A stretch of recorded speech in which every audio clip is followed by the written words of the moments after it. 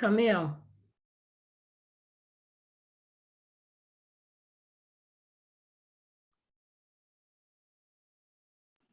I'm here. I can't turn my camera on. It won't let me. Can you? Let me see. How are you? I'm doing well. How about yourself? I'm good, thank you. How are you? My camera's not on as well. Let me see.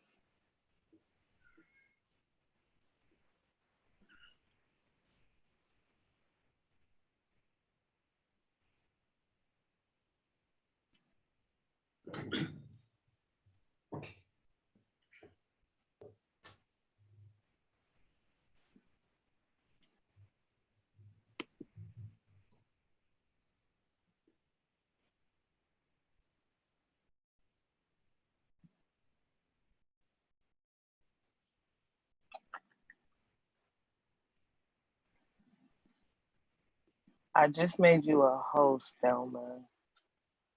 Okay, There you go. I'm on now. Can you see me?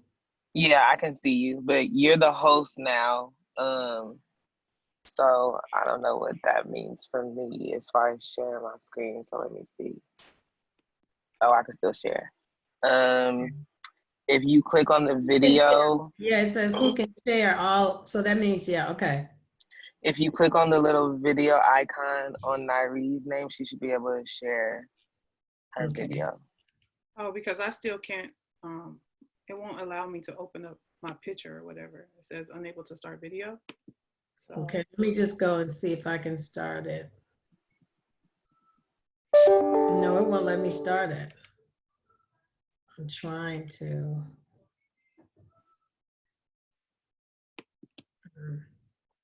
When I go to her name, it gives me mute and more, and I can make her a co-host. Do you think I should do that? Yes. All right. Because Okay. then she should be able to allow herself. Now you should be able to go on this. I can see you now. Whoop, there it is. So did you all try the video? Did it work? Yes. Oh, great. Great, great, great. Awesome. So Hi, Lillian. Hello. So will I be sharing my own PowerPoint or you guys will be doing it for me? You say what? Will I be sharing my PowerPoint or you all will be sharing it for me? Give me 1 second to hook on my headphones. It's up to you. I can follow and scroll. I have it pulled up just in case, so whatever you prefer. Okay. So I'll share it.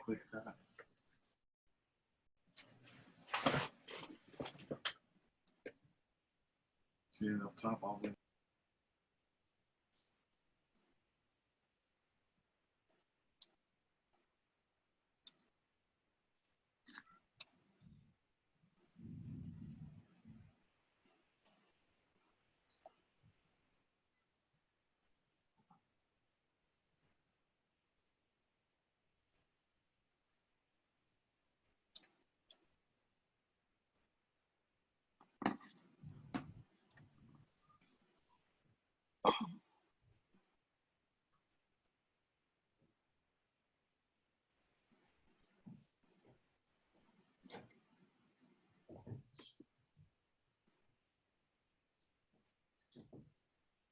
Okay, somebody say something. Let me see if I can hear you in my ear. Testing, testing. Nope, you're not there.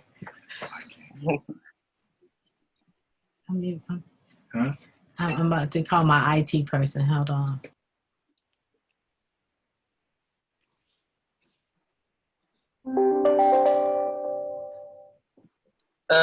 Thelma or Lillian, can y'all make Mary a panelist?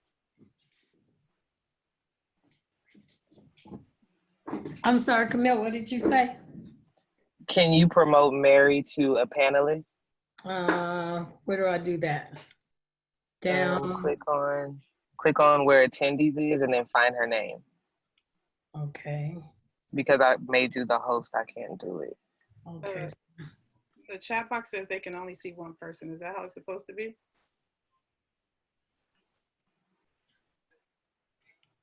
I believe the person that's talking, maybe they can see it switches. Okay, I need to switch it back to you, make you the host. Then you won't Okay. be able to see me?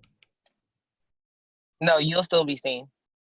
Okay, so tell me again, I'm looking for how to make Mary the host. So click where you see participants. I see participants, I see invite. You can click on attendees to the full list and then click on her name and it'll tell you that you can promote her to a panelist. See, when I do that, I don't, oh, attendees. Oh, okay, then Mary, go down and find Mary Gallagher. Okay. Says allow her to talk. I have a voice. I'm glad you have a voice. How are you? Is my question. I'm great. I'm great. Today is Thursday. Today is a good day. It is a good day. Such a special day today. Now we want to see you too. What did I not do?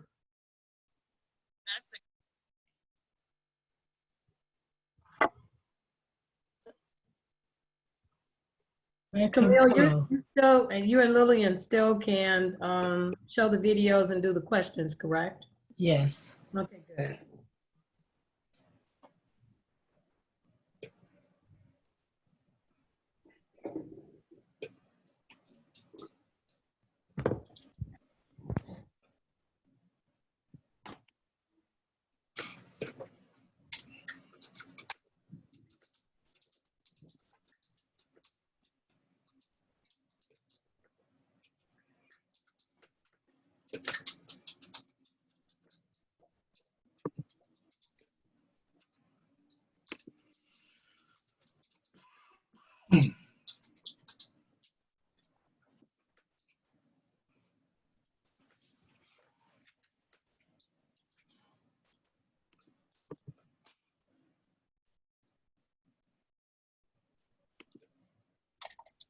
So that Mary can turn our own, we can all turn our own videos on in the panelist room, correct?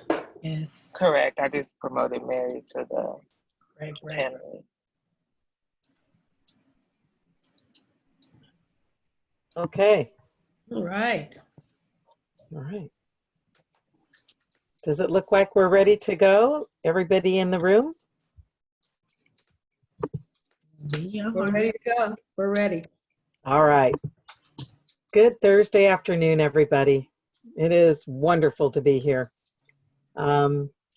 Today was such a, I can only say a very, very special day. For today to be the day that the celebration of life for Congressman Lewis today was, I think, very, very special, actually. His service was beautiful.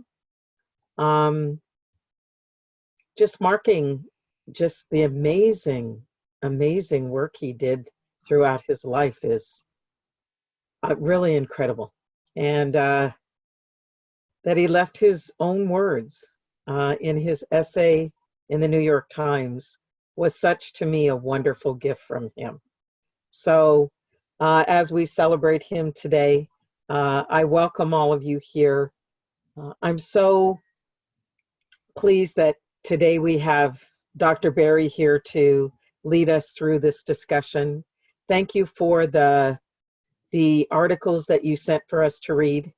They were both so different. It was really interesting. And thank you for that. All thought-provoking, and I think important for us to learn and to reflect on. So thank you very much, Dr. Berry, for that. I think that Dr. Day, I think that Dr. Day is going to go ahead and take us now through the start of our town hall. So welcome everybody to this very, very special Thursday. Yes, thank you, Dr. Gallagher. Good afternoon to all, and welcome to today's Black Lives Matter Town Hall meeting. Today, our topic is modern day struggle for social justice, the civil rights movement. It is indeed a special day. And we will dedicate the town hall meeting to the Honorable John R. Lewis. You'll hear more about his life during the town hall meeting today. As with every Thursday, when we have the town hall meetings, our purpose is to raise awareness about a topic that will help us move closer to race, equity, and social justice. We as a campus are committed to make change and a difference in the lives of the employees on the campus. This week is very special in that we have Dr. Nairi Berry, sociology professor, who's going to lead us in a real, critical, important discussion on this topic, particularly as it relates to human rights. In addition to that, we share with you two important articles that you'll hear reflections from three members of the campus, Doctors V. Lee and Imelda Perez, academic deans, and Ivana Campos, a member of the classified staff. We're just excited that they're joining us today and can't really wait to hear those reflections. Following that, we'll give you an opportunity, the attendees, to share your reflection, and then we will have some time for questions and answers. We encourage you to be enlightened, and we definitely want you to be engaged and welcome your participation today. As always, we'd like to set up the town hall meetings. We like to put things in perspective so you'll know what the spirit and the intent of the town hall meeting is. So now we invite you to take a look at a very important video. It's really an excerpt from a video entitled Eyes on the Prize. Eyes on the Prize is a documentary that highlights the moments of the civil rights movement. So I ask that you pay attention to the video. Lillian, Camille, will you please now show the video?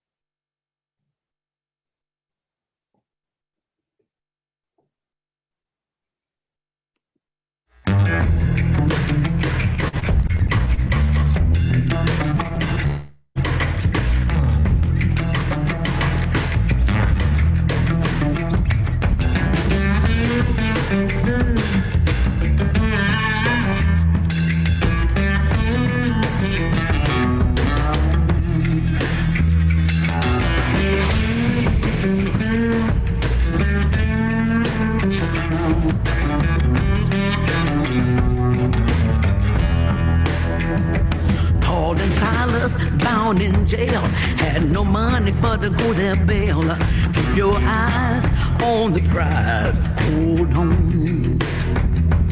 hold on, hold on, hold on. Keep your eyes on the prize. Hold on, hold on, hold on. Keep your eyes on the prize. Hold on. Paul and Silas began to shout. It was popped open and all walked out. Keep your eyes on the prize. Hold on. Hold on.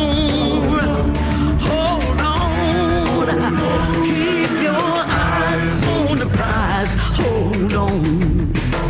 Well, the only chains we can stand are the chains of hand in hand. Keep your eyes on the prize. Hold on. Got my hand on the freedom power. Wouldn't take nothing for my journey now. Keep your eyes on the prize. Hold on. Hold on. Hold on. Hold on. Keep your eyes on the prize. Hold on. Hold on, hold on, keep your eyes on the prize.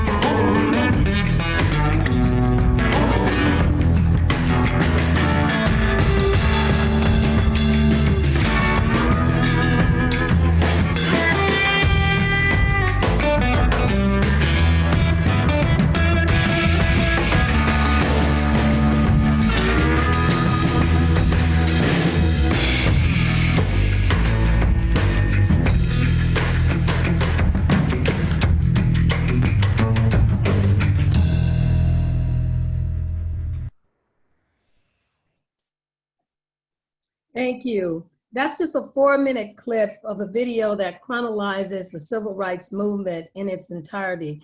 We just wanted to set it up for you to get a real sense of the civil rights movement from 1963 up until today. And now Dr. Berry will share the presentation, which you will discuss the human rights movement for today. Dr. Berry. Hello, everyone. Can I see my screen? Can you see my screen? Can I see my screen? We can see it. Hello, everyone. So as documented, the video discussed the civil rights era. Today, Black Lives Matter is the human rights movement. And I just want to give about a moment of silence as we honor John Lewis for all his good trouble. He attended thousands of protests. He was arrested 45 times, and he was served 33 years in Congress. And sometimes change calls for a little trouble. So let's just take a moment and honor him and all the work that he's done.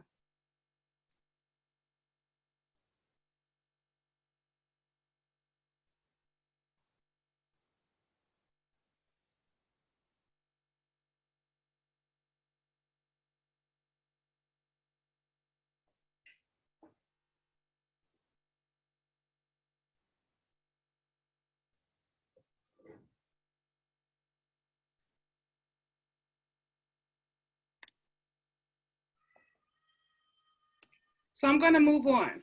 So as you noticed in the clip, we saw images of the civil rights era. I am not a politician. I am not a political science expert, nor am I a history expert. So I'm just going to give you a brief detail of what the civil rights intended to do. So the civil rights era intended to reconcile the misfortunes of our country's past. Oppositely, it made racism less visible, and it fertilized discrimination and stagnated African-American students even more. The Civil Rights Act made structural racism less visible because the policy failed to examine human behavior. Even today, 56 years later, Jim Crow laws were abolished, implicit biases and structural racism still prevails. And that's how we get to the post-civil rights era legislation. So we all know that Kennedy was killed, and then Lyndon Johnson, he signed a few bills, a few very important bills. And it was his intent to legislate human behavior.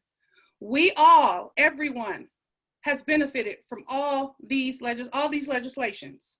However, there's still work to be done.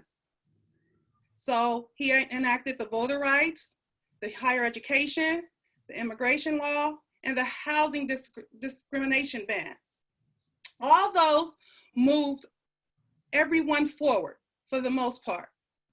But within that time, for the past 56 years, we've noticed some things.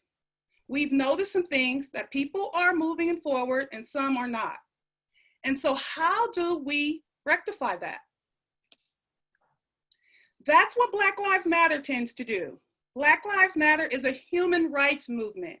It's a human rights movement that wants to move forward, and it wants to say, hey, we have these laws in place. However, these laws are not benefiting everyone.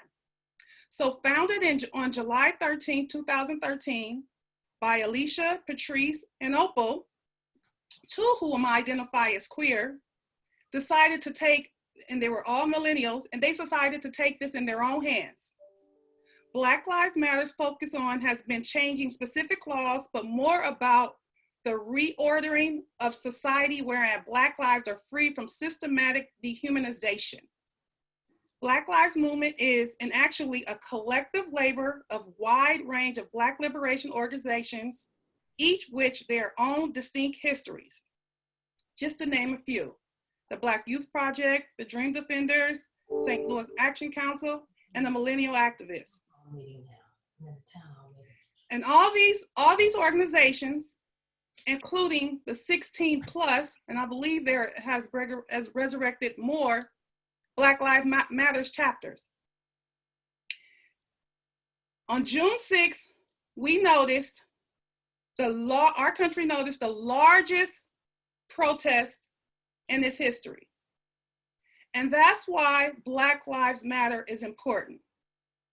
Although there was work done in the past, Black Lives Matter has took human rights movement to another level. It was the largest in our country. So what is their action? What is their call to action? Although it may sound simple, it's very complicated. They want to restructure the national powers that includes criminal justice reform, and they also want to make sure everyone is treated fairly and equally. With that, after the movement in June 6th, Fortune 500 companies such as Adidas, Bank of America, Pepsi, Airbnb, Nike, all addressed systematic racism and have committed to donating millions of dollars to police brutality and racial equity. In academia, the nation's top 25 universities and colleges, including Brown, Columbia, Boston, Georgetown, Harvard, Princeton, and Stanford, just to name a few. I'm a millennial. I'm considered an older millennial.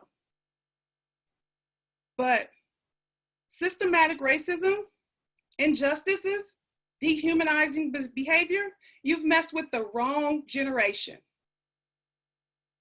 You've messed with the wrong generation. So what does that mean? That means that we're a generation that have been told we can be all that we can be. We're a generation that also have been coddled. We've been coddled and told that there's not one winner in competitive sports. Everyone gets a trophy. So what does that mean? We have a sense of entitlement, but there's a twofold to that sense of entitlement, right? Some we have, if I do all the work, if I do everything that I'm supposed to do, if I check all these boxes, then the system is supposed to award me because I've done everything that I was supposed to do and sometimes more. However, the other side of that is I don't have to do what I want to, everything that I'm supposed to do. I'm just supposed to be entitled. So there's two different perspectives of millennials and Generation Z. For the most part, Black Lives Matter address the ones that are in the trenches, doing everything that they're supposed to do, checking their boxes and saying, hey, we've done everything that we're supposed to do. However, there are still some inequities. We see people moving ahead quickly before us, and they haven't done the work. They haven't checked all the boxes. We see people getting abused, mistreated, looked over for jobs, looked over in education. And I've done everything I'm supposed to do. In our communities, we see gentrification, we see poverty, we see immigration laws, we see all this, and yet instead we see the billionaires continue to be rich. We are tired of seeing that. We want justice. So Black Lives Matters and millennials and Generation Zs. It is predicted that millennials and Generation Zers will ensure the global market embrace ethnic inclusiveness. What does that mean? We don't care about race. We don't care about your differences. We care about human rights. We don't care what the laws say. If it's unjust, it needs to be revised. Millennials and Generation Zs are the most racially ethnic diverse generational cohort. And so, hey, my father's a baby boomer. And so what he always tell me is, you have to respect the lived experiences of the baby boomers. You have to respect the lived experiences of the civil rights movement. We do. We absolutely do. We thank you all for all that. However, because of social media, we notice some things that are not true, that have been covered up for the past years. and we want action for it. We are the most articulated to be globally inclusive of cultures and preceding generations. As a highly culturally open-minded group, we are less fixed on our identities. We are less fixed on our identities because we care about the heart. We care about how you treat people. We don't necessarily care what you are. We care about how you treat people. And millennials are more inclined to appreciate multicultural globalization efforts rather than demystifying ethnic inclusiveness. We want everyone to be treated the same, despite their background, despite their zip code, despite their socioeconomic status, despite their disabilities, despite their genders. We want everyone that does the work to be treated equally. So now I'm going to get into some theory. I didn't want to go in and bore you all as a sociology professor and lecturer, but I had to throw some theory in there. So what is the social justice theory? It's the concept that justice goes beyond man-made laws and suggests that all people should have equal access to wealth, public health, public schooling, social insurance, justice, and privileges. Millennials hold a liberal view about diversity, racial issues, and social justice, displaying high level of nuances, disposition toward knowing and learning about other cultures and foreign people. That's important because this is where we see the generational divide. We see the generational divide because, like I said, the civil rights movement was more about enacting laws. Those laws were in place. However, for the past 56 years, millennials and others have noticed that, hey, there's some injustice going on and people are getting some privileges that are not worthy of those privileges.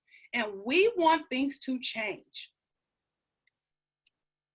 So the social movement theory and media, how are we going to get things changed? The social movement theory says, I'm sorry, I'm having some problem with my screen, emerged in the 1980s, and it challenged the structuralism of Marxism that was embedded in the resource mobilization theory. So what does that mean? It challenged the structure. It challenged the structure of how things, media, important information is disseminated to the masses. So the new social movement theory aims to understand how dimensions of identity and impersonal relations incentivize actors to be involved in the social movement. So media mobilization in the 21st century by using tools of social media, Black Lives Matter, and the first US social movement in history successfully used the internet to mass mobilize the device. So what does this mean? As educators, that means your students, my students, your family members, millennials and Generation Z, whatever you tell them, they fact check via social media. Unlike the past, it would take probably months to get facts and propaganda to the masses. And oftentimes, as we've seen with the statues that the Black Lives Matter protests are knocking down, oftentimes it's not written in the history books. Today, anytime a millennial or a Generation Z wants facts, they go to social media. Social media has had a large impact on how millennials and Generation Z find out facts and get things done. I challenge us as educators to utilize this platform as we work with millennials and Generation Z. So how did they go about do this? Social media such as Instagram, TikTok, and sorry, but millennials and Gen Z don't necessarily use Facebook anymore. They use a lot of YouTube and others. YouTube is kind of like where we send our parents, I'm sorry, Facebook, but they use Instagram and TikTok. How do they get things out? The handful of scholars who explore the role of social media in shaping coalitions suggest that it's a role to create space online networks that allow activists to strengthen their coalitions, their connections, and build social capital. Scholars argue that media can create weak ties and draw together protesters from different identities, but who come together as one for the common enemy. So what does that mean? So if you all notice, for the past couple of months, protests have been going on. And you wonder, how do they find out about all these protests? Even today, the media is not necessarily broadcasting where the protests are. It's via social media. It's via social media. And if it's something, the common enemy is anti-establishment. And who's anti-establishment? Any structural system or entity that does not embrace social justice, equity, and human rights. If you are part of that organization that does not address social justice, equity, and human rights, you are also anti-establishment. And recently, we've noticed that downtown LA, they went down to the federal building, protesters, the federal building, the immigration building, and the state building. Why? Because we're anti-establishment. There are laws in place that are dehumanizing to immigrants as well as immigrants' family members. So Black Lives Matter, despite identity, is an anti-establishment. And these are just some clips of how it happened. So these are some popular people that basically post things on their website, and you can see, you see Alicia Garza, she has 237K followers. We have Sean King, he has 3.6 million followers. And what does that mean? LACCD has approximately 250,000 students. I am confident of those 250,000 students, they follow these people. Why is that significant? Because on this slide, I'm gonna go back. People like Sean and Alicia, they post things like this. Take action for Breonna. Email Representative Joni Jenkins, Senator Morgan McGarvey, and tell them to write a letter. And they give the emails. They also say, we need your help. And so when you get a hit from 3.6 million people to 300K, and these items are shared. They're shared and they're followed, and they say, and this is what happens. Justice is served. We also have people like AOC and Tamika Mallory. AOC is a part of the establishment, but clearly she's anti-establishment, meaning anything that's dehumanizing, she does not agree with it. Again, she has 5.6 million followers. She herself is a millennial. So existing research indicates that social media can help shape the discourse of relevant political issues. As a public space, social media is not used solely to disseminate information about movement tactics or actions, but also plays a role in shaping the very discourse of issues that social movements rise. By creating opportunities, reoccurring interactions among activists, social media serves as a vehicle of meaningful work, adjoining to the some text and text replacing all traditional as alternative and mainstream media. What does that mean? That means that, I don't know if you all seen AOC compelling Senate speech when she said, I am someone's daughter too. She did not say I am someone's Latina daughter. She did not say I am someone's New York daughter. She says I am someone's daughter too. That resonates with everyone, despite culture, race, sexual orientation. I am someone's daughter too. So what Black Lives Matter does is it resonates the human in everyone. And it calls for everyone that believes in human rights to stand for what you believe in as far as human rights. All Black Lives Matter, as I just stated, all Black Lives Matter. It doesn't necessarily just mean that all Black Lives Matter, meaning trans and other members of the LGBTQ plus community, but it means that anybody that works with, that is for human rights, you are part of the coalition. Why is this important? Because oftentimes a negative connotation is applied to Black Lives Matter because it says Black Lives Matter. But Black Lives Matter are not only Black people out there protesting for human rights. Black Lives Matter, as I stated, is a coalition that's out there protesting for human rights. Whatever falls under the umbrella of human rights, Black Lives Matter supports. As I stated before, millennials hold a liberal view about diversity, racial issues, and social justice, displaying high level of nuance towards knowing and learning other people's cultures or forms. The coalition building, people networking, and resource mobilization all speak to significant roles of social media can play in scaling movements such as Black Lives Matter, thus creating awareness and visibility for the issues that the movement addresses. This stands in contrast with the way Black Lives activists discuss portrayal of the movement in traditional and mainstream forms of media.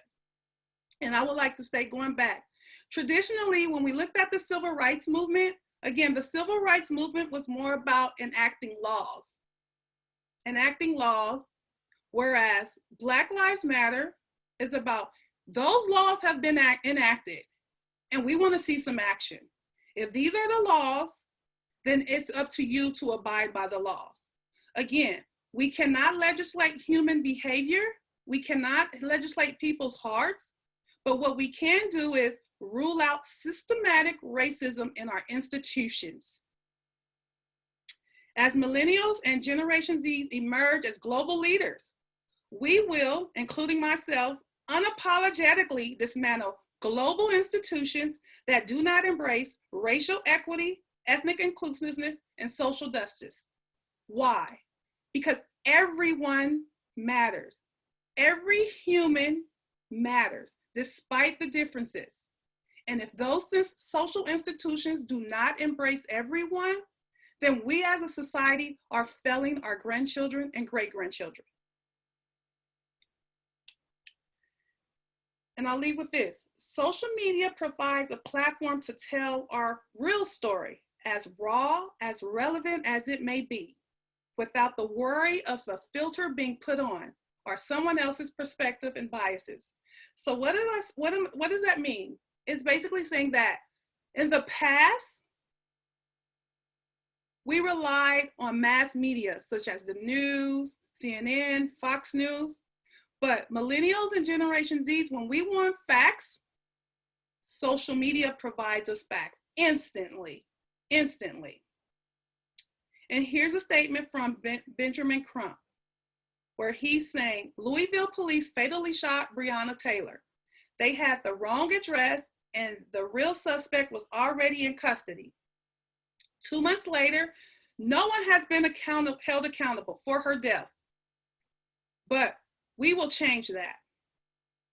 Again, if it wasn't for social media, the world would not know that Breonna Taylor's murderers have not been arrested.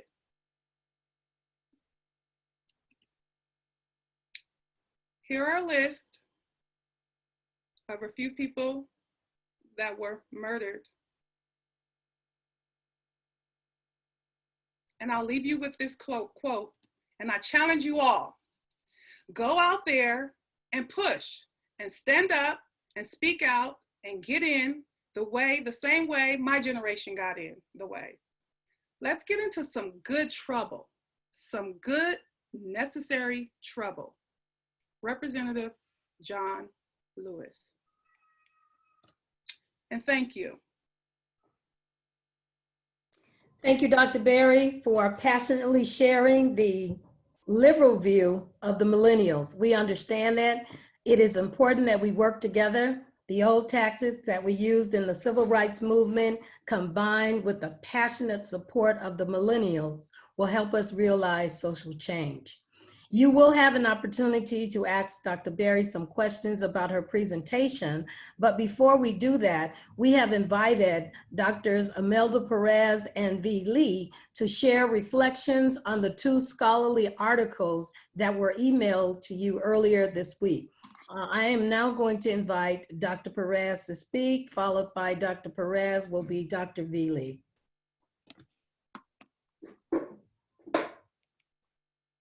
Thank you, Dr. Day. I'm not sure if my video is working because I'm trying to open it, but I can't.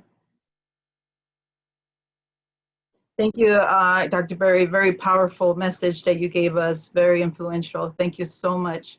I appreciate everything that you do for us. When I read the 2 articles, it just takes you it takes you back in time of what's happened. Being raised in Los Angeles, I've seen a lot of things, good, the bad, and the ugly. When I was very young, at a very young age, I've always had the voice. I always say to myself, I am the voice for those who are not being heard. I didn't say it this other way. I am the voice for those who do not have a voice, but I said it this way. I am the voice for those who are not being heard. And the reason why I'm saying it that way is because my mother had a voice. She has a voice, but my mother's voice was in Spanish. She had a voice, but she wasn't being heard. So reading these 2 articles just reminds me of how the social media is such a big impact of our society today. Maybe we're not marching physically, but we are marching through social media. And being raised in LA many years ago, the media is the one who told you what was happening. They're the ones that groomed how you thought and what was going on around you. And if you saw something in your neighborhood, you really just talked to your community, like your neighbor. Hey, did you hear about this guy or did you hear about that? But the social media movement, it really gets us to open our eyes and say, oh my God, this is happening where? In Minnesota? No, we're gonna stand behind them and we're gonna fight together. So it's a very interesting article how Black Lives Matter is a human rights movement. How great is we have to step up and say you have the right to be a human being. So I think that social media has done a great job with the Black Lives Matter, who is the founder of this great movement. And I really would like to say that back in the 60s or 70s, where we had Cesar Chavez and Martin Luther King Jr., they had to visit places to make their movement happen. But with social media now, it doesn't happen that way. You say what's out there, we double check our references, and we stand behind where we believe in. So thank you for letting me share. I know that we have 2 other reflections, but thank you, Dr. Berry and Dr. Dave, for having me here today. Thank you, Dr. Perez. We really appreciate your comments. Now we're going to have Dr. V. Lee. Thank you, Dr. Day. Let's see, do I need my video? Or okay, I'll just talk. You know, Dr. Berry, your presentation really verifies that having direct contact with a teacher is important. I read the 2 articles, but I gotta tell you, I read it 3 times, each article, because one of them was quite difficult to read. But listening to your presentation, I wish I had that before. It would have been easier to read the article. So you definitely verify the need to have direct contact with teachers. So I read the 2 articles, and then I listened to the presentation. So this is my thoughts. You know, the rise of social media and a bit of the internet, it is as much a digital trend as it is a generational shift. And Dr. Berry is correct. It's very generational. Because thinking back, when I read the article, thinking back, culturally and generationally. People like me have always been taught to be grateful for our gangs because other people had it worse. Because, you know, like I grow up believing that no matter how hard I work, whatever I get, you know, I'm supposed to feel lucky that I got this job. I'm supposed to feel lucky that I got into that school, you know, and do my best to keep it and keep my head down, don't cause trouble, and keep moving in that direction, right? You know, and then, of course, as we get older and we move into positions where we have a platform to have a voice, like Dr. Perez said, some of us use our voice and some of us don't. What I think the difference is with social media is that it empowers people to speak up. People who, let's say, normally are shy, now there's a way for them to speak up. People that normally do not have a platform can now speak up. And that's what I like about it, is that you don't need to be the CEO of a company to say something. You don't need to be a teacher to be able to voice your opinion. You know, you have an opinion, you have a voice, you have a belief, you are now you have access. Talk about access. It actually gives access. In addition to real-time fact checking. But clearly fact checking, that's another seminar that we have to do on how to do fact checking, right? But at least it allows you to do that. So that's my thought on the social media and the internet thing. But in particular, as it relates to the Black Lives Matter movement, for me, the key word when I read all of this is that it opened an honest discussion, a discourse on systematic racism. And the key word here is systematic, because for the longest time, we know how to address it individually. We know what we need to do individually, but we don't look at it from a systematic perspective. So now what this has done is it opened the door for that discourse. And I'm hopeful that as an institution, that we take that opportunity and truly look at it, and not just look at it and talk about it and write about it, but actually put actions into our words. So that's my thoughts. Thank you very much for those thoughts. And now we have time for some questions. We have about 10 minutes for questions. Lillian and Camille, I'm going to ask your assistance in fielding the questions from the chat. Okay. Hello, everyone. Hope everyone's safe and well. The question was, the first one was, wouldn't browsing the web be more sufficient with facts than social media?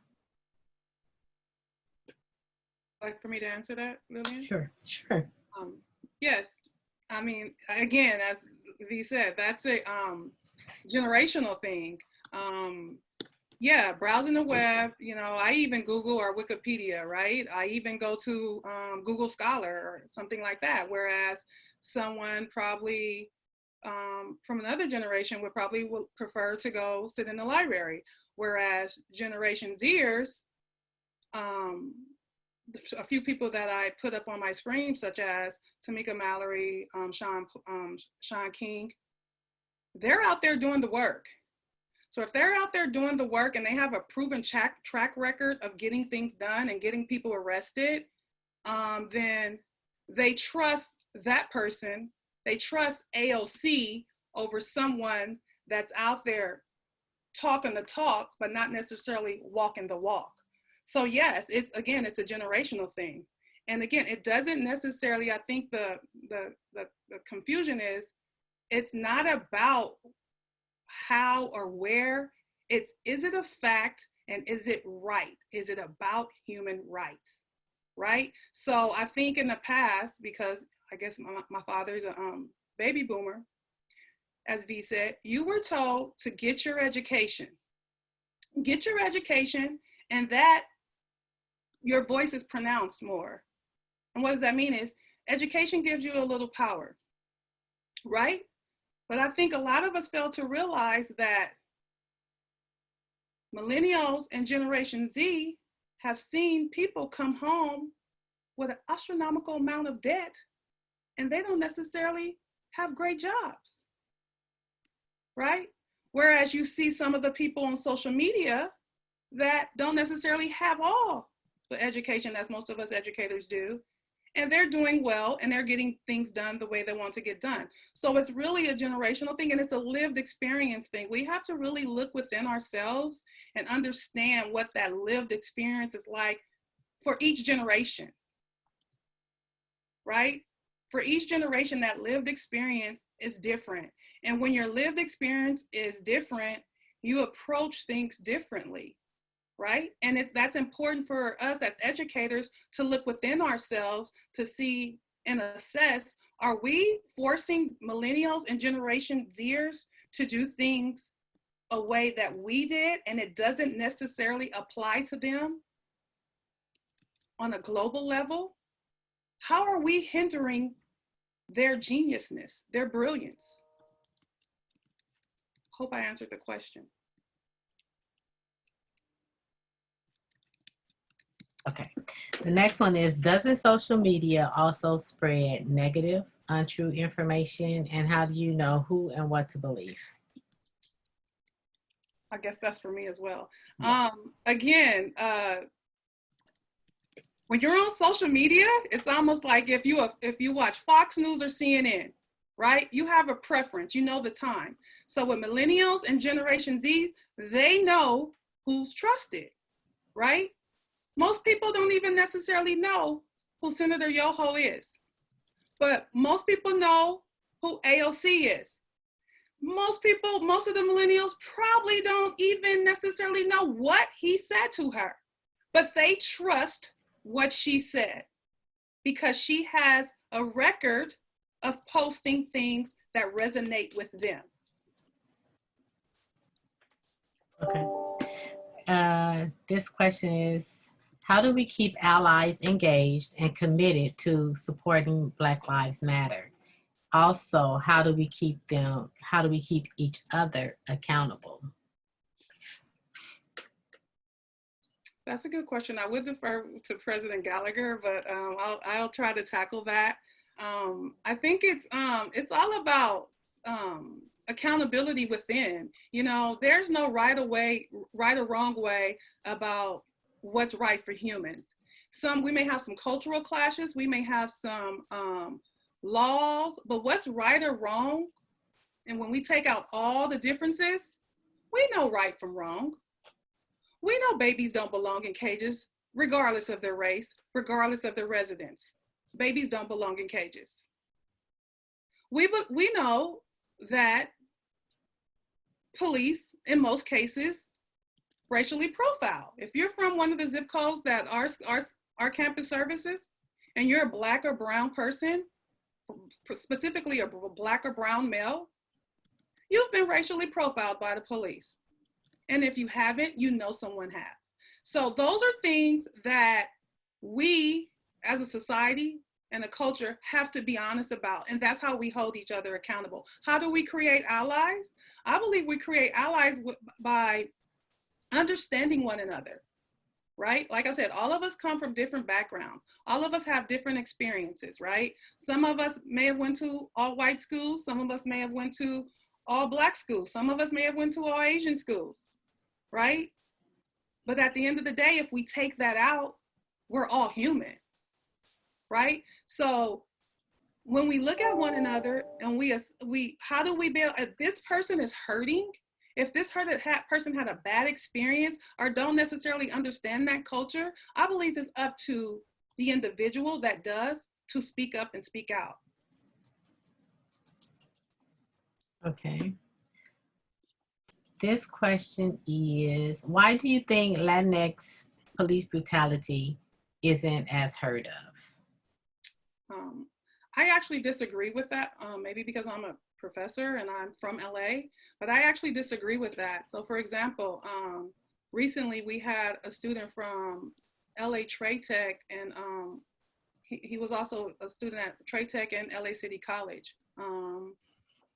He was murdered by police as far as I'm concerned. If you look at, if you surf, like you said, some people say surf the web, I think 3 of the people that I posted today posted each day where there was going to be a protest for Andreas. I can't think of his last name right now. So again, we're talking about race, and I think we need to look at human rights. And I think race is so embedded in our country and in our system, the construct, that is so divisive that we don't necessarily understand that it's divisive. It doesn't matter what color Andreas was.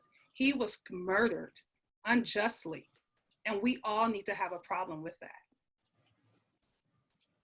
Okay. I'm trying to see if we got any more questions. The last question, social media allows those who don't have a platform to speak to have a voice. That voice is not always kind or supportive of the Black Lives Matter movement. Do these kinds of comments and ideas detract from the movement itself?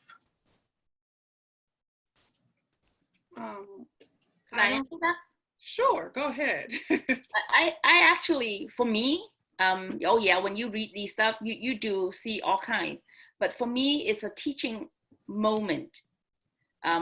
You know, it is a teaching moment. It's an opportunity for us to share, to explain why it is not so. And then let's face fact, you can't change everybody's mind.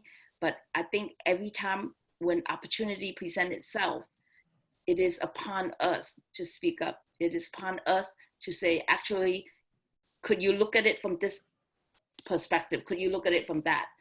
You know, that's all we can do is try.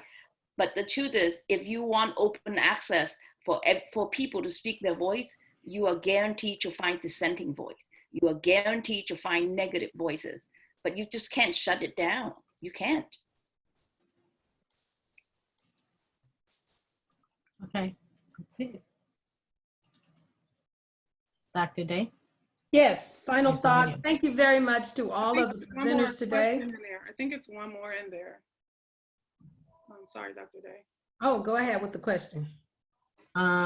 What's the best way for us to find information about local protests? Can we get in trouble with our employers here if we participate and are injured or arrested in protests? I would just like to say my family, days after George Floyd's murder, my family and I protested. I have a 3-year-old and a 10-year-old, 11-year-old. And again, I looked on social media on a few activist sites that I trusted. And we protested in Manhattan Beach. We protested downtown LA. And again, if you're looking at mass media, you're going to believe that it's dangerous out there. No, it was actually free. They were giving out free food, free water. It was really, I don't know how many people have protested, but it was not a dangerous site. I will say, because I'll be honest, maybe after the protest, there are some individuals that have other things in mind, but for the most part, the protests, they are very strategically organized organizations. Every grassroots organizations are out there making sure people are safe. So again, it's up to, I guess, where you get your media from, but it was safe out there. And as far as being arrested, I want to go back to my first clip. John Lewis was arrested 45 times and he still made it to Congress. So that's good trouble. Thank you, Okay. Dr. Berry, and thank you to all the presenters today. We have some final thoughts, and today's town hall meeting was dedicated to the life and legacy of Congressman John Robert Lewis. As you know, he participated in a lot of demonstrations, protests. He was beaten, but he still marched for social justice. He taught all of us to stand for something and make our positions known. He was unequivocally clear on his actions as it relates to social justice. We want his life to be a testament of the power of building a coalition and glean from his legacy good courage, good character, good conscience, so we can collectively move forward in the efforts of social change on our campus and in our communities. Now I give you Dr. Gallagher. Oh my, it's it's quite challenging to follow up this amazing group of people who just spoke. I did make a couple of notes, Dr. Berry, as you were answering the questions, and you so eloquently answered all of them. It's about commitment, and we have to hold ourselves accountable. This is personal. This is personal. You have to hold yourself accountable. You have to hold those close to you accountable when they have microaggressive behavior, make racist comments. You have to speak up. It's the voice. It's not the dissenting voice. It's the voice that says, I am not going to allow this any longer. It is over. This is important. We just celebrated the life of an amazing man who has contributed greatly to this tremendous cause. And it's embarrassing to see that we are almost 60 years later, 6 decades, as long as I've been on this earth, and we are still talking about the same thing. I'm done talking. Yes, we need to understand each other. Yes, it's up to the individual to speak up. And I agree with you, Dr. Berry. We need to handle the geniuses and their brilliance, and we need to let it happen. Let's hear the voices. Let's keep the conversation up. Thank you, everybody, for coming today. And I am with some good trouble here. Thank you. Have a great weekend, everybody. Appreciate you coming.